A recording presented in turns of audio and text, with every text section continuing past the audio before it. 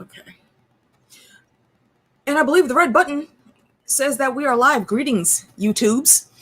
AK and Lauren, back at it again. It is time for WandaVision Friday. But before we watch, we're going to toss out some random theories and tinfoils.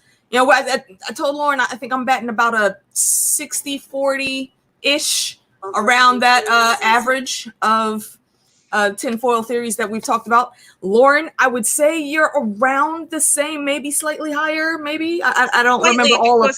I guess the whole mental health issue, she's making happen and whatnot.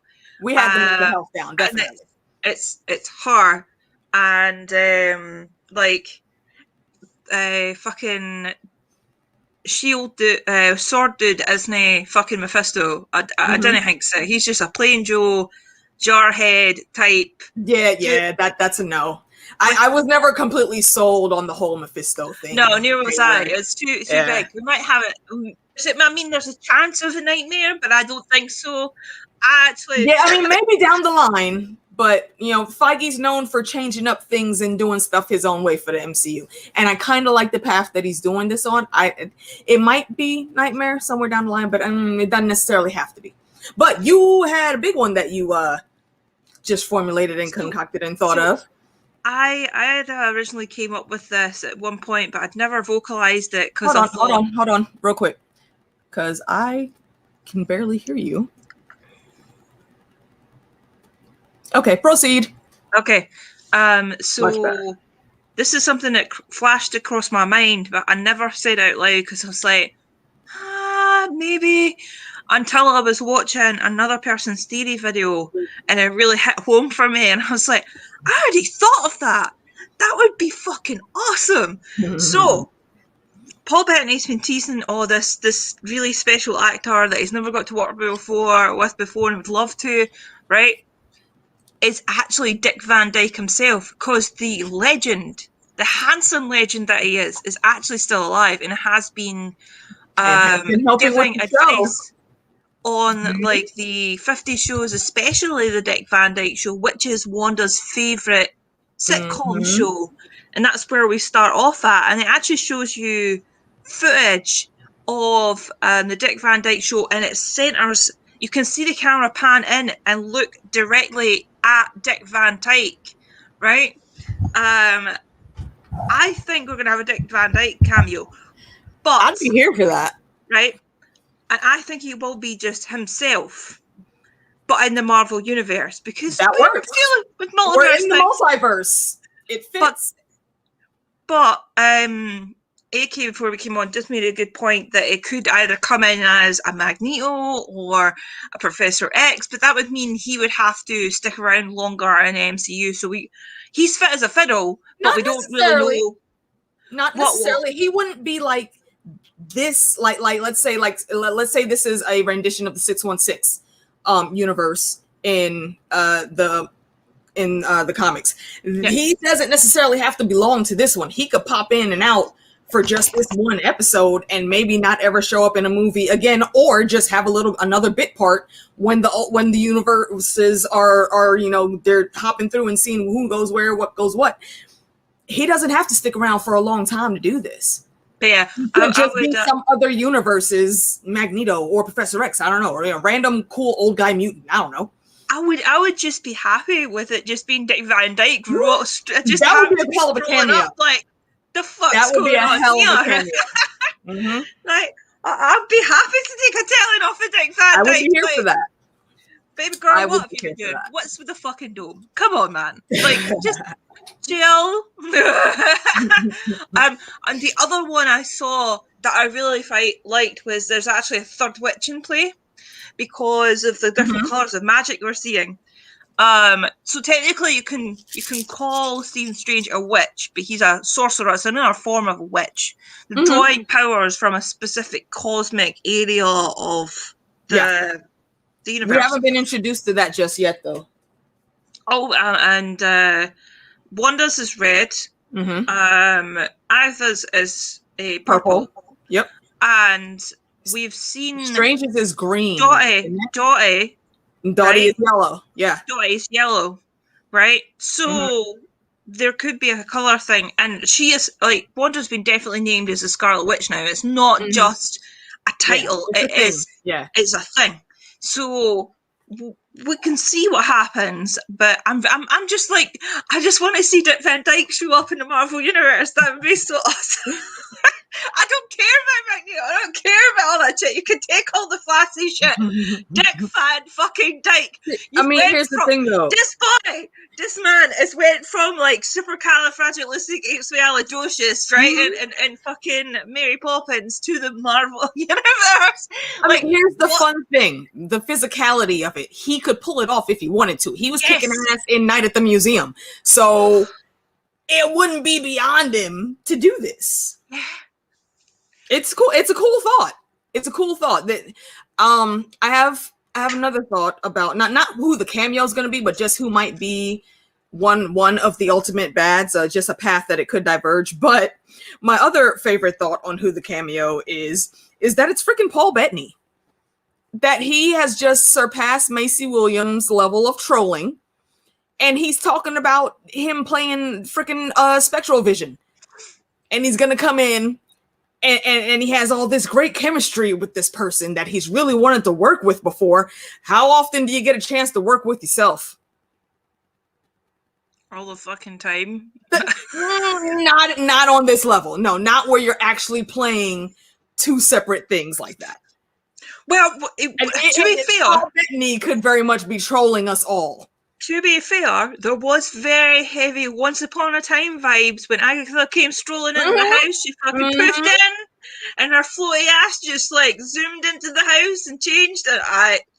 I mean, I could see that. And Once Upon a Time's notorious for having fucking doubles, right? Yep. Doubles, triples, fucking everybody walking about. And that's why I noticed the color thing with the magic, because Once Upon a Time does different colors for all of their witches and fairies, and pretty much all of their magic creatures have their own color spectrum that they use. So I like that Feige has copied that.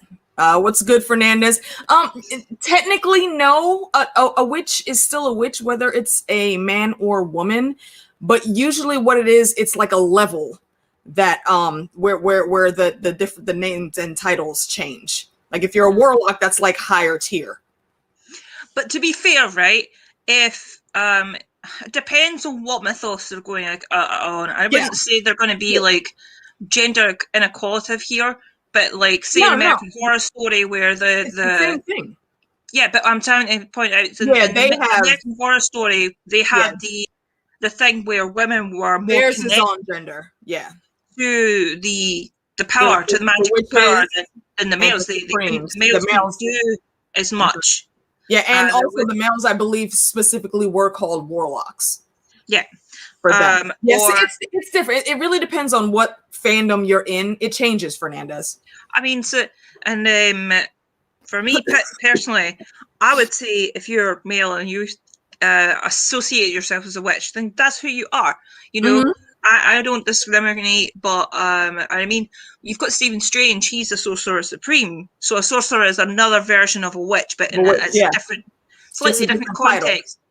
But that title can be for anybody. You can, like, the last Sorcerer Supreme was more non-binary looking. I would say non-binary. Very, very non-binary. So there's another word that I'm thinking of. Androgynous. And androgynous, very androgynous and non-binary.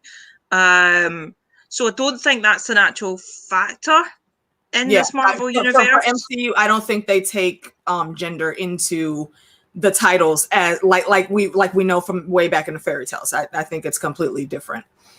But okay, just before we take up too much more time and we miss our window to get into the episode, Hayward, I was gonna go with Mojo. I'll go with Mojo second. Hayward, I think he is basically right now what he's doing with Spectral Vision. And I know the quote unquote, everybody keeps calling him White Vision. I don't like that because he has an actual title in the freaking comics. So that's what I've been using.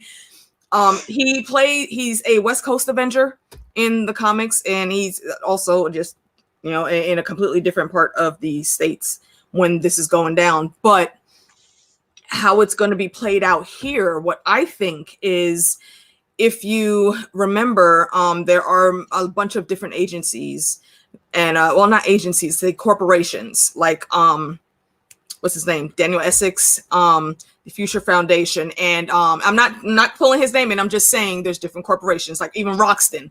You could bring them in. There are different corporations that are run by different people, and Bolivar Trask is another one. I'm going to throw William Stryker in there also and say that maybe, just maybe, Hayward is possibly working with Stryker. That's if Stryker's character has been tweaked to include a little bit of his comic form, because in the comics, Stryker is a preacher, and he has this group called the Purifiers, and they are all gung-ho about hating all superpowered individuals and mutants and whatnots, and they want to kill them. If you mix that with what was in the X-Men movies, William Stryker is the one that made Wolverine. And he's an army guy, also into the science, had a mutant son, couldn't stand him either, tried to quote unquote cure him. Didn't work out so well.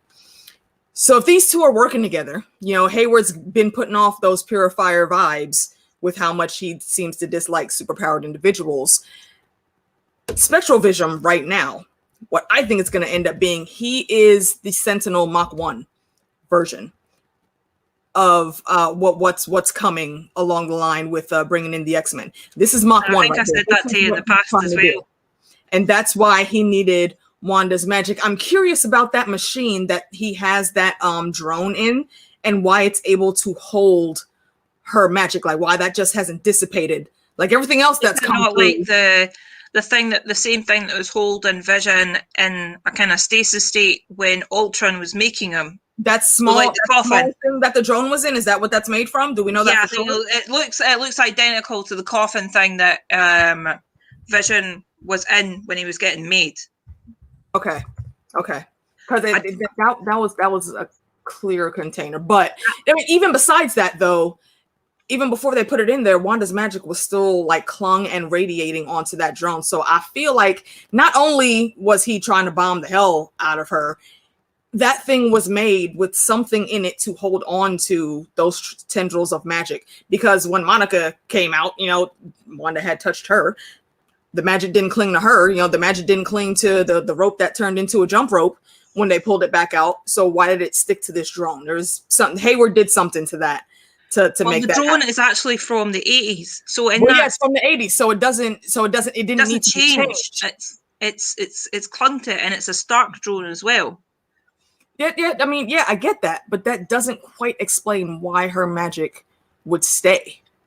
There's radiation. But, you know, it's a random thing, really. It's neither here nor there. I'm just wondering if it's ever going to run out. It's got radiation on it. So say like it's been through the thing. It's not changed, but it's been infused with that radiation. It's been through the portal. So, well, the big hex thing, and just like Monica has. Mm-hmm. So it's that. Monica was already changed. It's changed her on a DNA and biological level. She was already on the way to that. Yeah, we know that. But the drone they got back out has been flooded with this radiation, so it's been in and came back out. So it's going to be like total absorbing this. And if they put it in one of those containers that basically was like what Vision was in when he was getting made, then yeah, it's going to hold. Can but we maybe not just jump the gun? random shit. Kiki, can we not jump the gun? Okay, can we finish with Wanda first? Yes, Ooh, yes. Rude. I'm excited too. Shout out to my girl Kiki. She know I'm just playing with her. Shout out to everybody that's in the chat room right now. Fernandez, Kiki, Percy, Danny came in earlier. Appreciate you guys stopping by. My second bit of tinfoil is there is a character who I think people like to dislike this character, and that's kind of what he's made for. He's kind of a douche, but he is powerful. You know, he's not like a huge mutant. He's basically an alien, and he's like one of the worst producers ever, let's say, of television shows for the universe. But his programming is very, very popular, and he likes to give people a show. And that guy's name is Mojo. If y'all remember him from the comics, he shows up sporadically. every now and then. He doesn't really work for anyone. He's just always randomly pops up with some more bullshit for the X-Men to deal with all the time, and he basically like kidnaps all the characters and like puts them into random ass TV shows.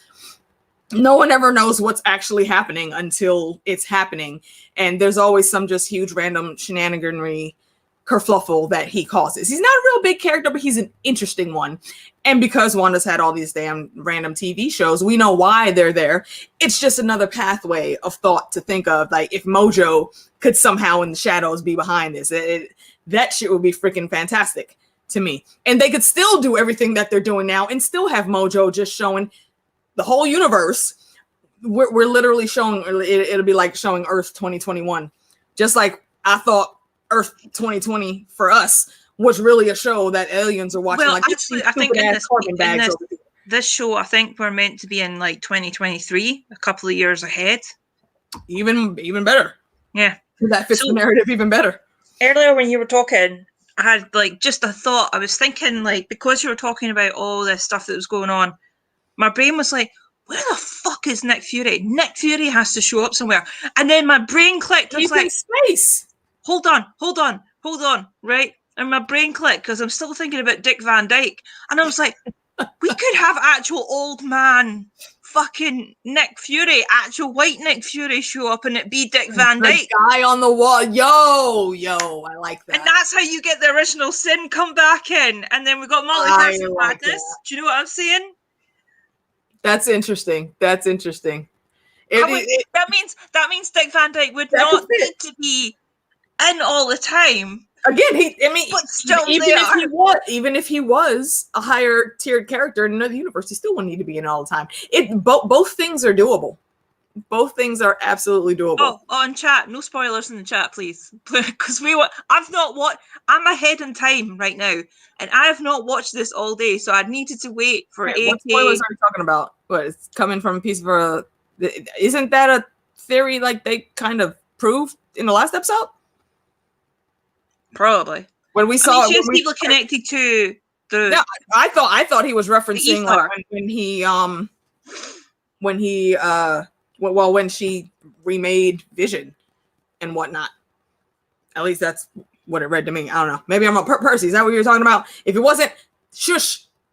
No spoilers. Yeah, because we haven't. I was just saying in general for the chat. I wasn't really picking on Percy. I was just like, I thought it was that one. Okay. Yeah. Hold on. Let me look at my little post-its and see if there was anything else big. Post-its, you fancy bitch. I was planning on doing a video and I wanted notes. Fuck you. Don't judge me. I like to have my facts available if I'm actually doing a legit production, man. Yes.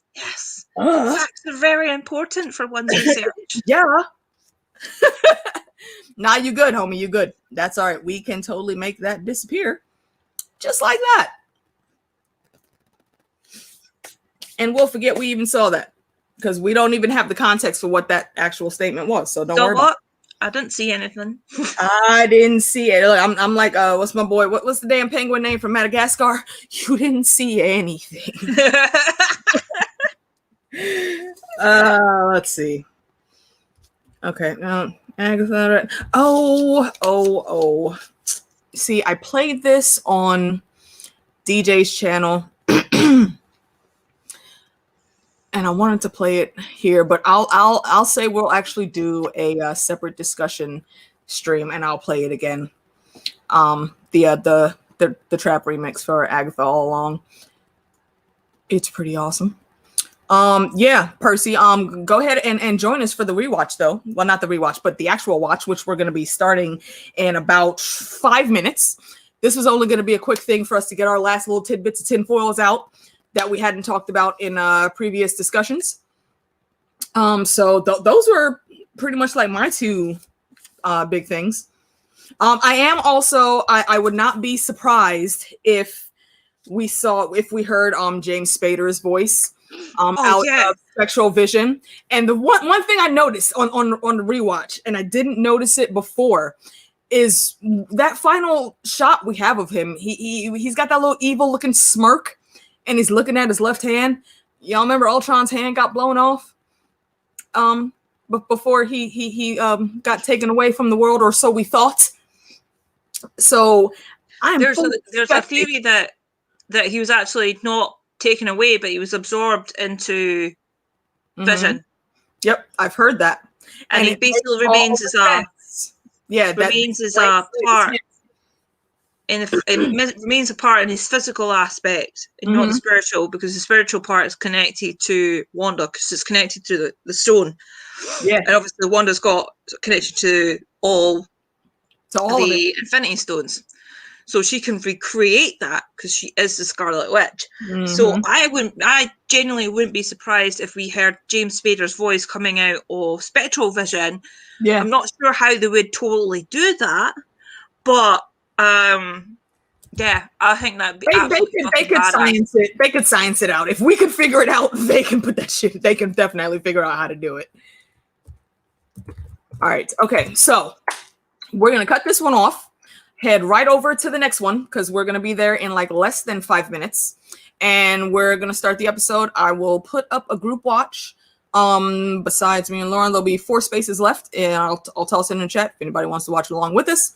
You're welcome to do so. So we'll see y'all kids in 5 minutes. Peace.